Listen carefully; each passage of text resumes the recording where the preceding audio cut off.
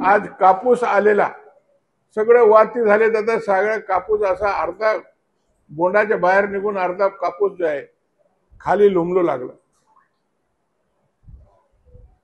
आधीच कापसाला या ठिकाणी जे आधारभूत किंमत आहे त्याचे केंद्र सुरू केले नाही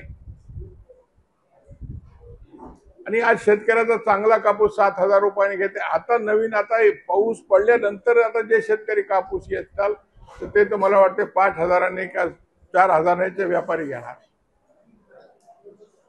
शेतकऱ्याचा कर्जमाफीचा मुद्दा विधानसभेच्या निवडणुकीमध्ये महायुती सरकारने माननीय देवेंद्रजी फडणवीस साहेबांनी वारंवार आपल्या भाषणामध्ये उल्लेख केला होता आणि मेन शेतकऱ्याच्या कर्जमाफी आणि शेतकऱ्याला भरीव मदत दिल्याशिवाय शेतकरी उभा राहणार नाही।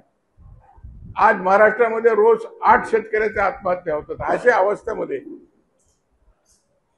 हे सरकार वेगळे वेगळे योजना आणि आमदाराला खुश करण्यासाठी मोठ्या प्रमाणावर निधीचा वापर त्या ठिकाणी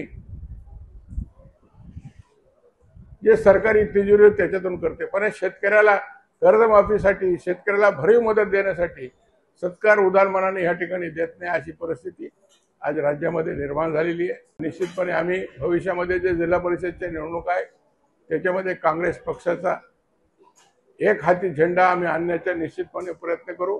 लोकांचा चांगला प्रतिसाद काँग्रेस पक्षाला आहे आणि देशामध्ये भारतीय जनता पक्षाच्या विरोधामध्ये लढण्यासाठी काँग्रेसच एक असा पक्ष आहे की जे कोणत्याही परिस्थितीमध्ये भारतीय जनता पक्षाच्या विरोधामध्ये कॉम्प्रोमाइज करणार नाही। सातत्याने राहुल गांधीचा लढा भारतीय जनता पक्षाच्या विरोधामध्ये, जातीवादी पक्षाच्या विरोधामध्ये हे देशामध्ये चालू आहे आणि निश्चितपणे त्याला जनतेचा मोठा प्रतिसाद मिळत राहिला। 25 एबीपी माझा, उघडा डोळे बघा नीट।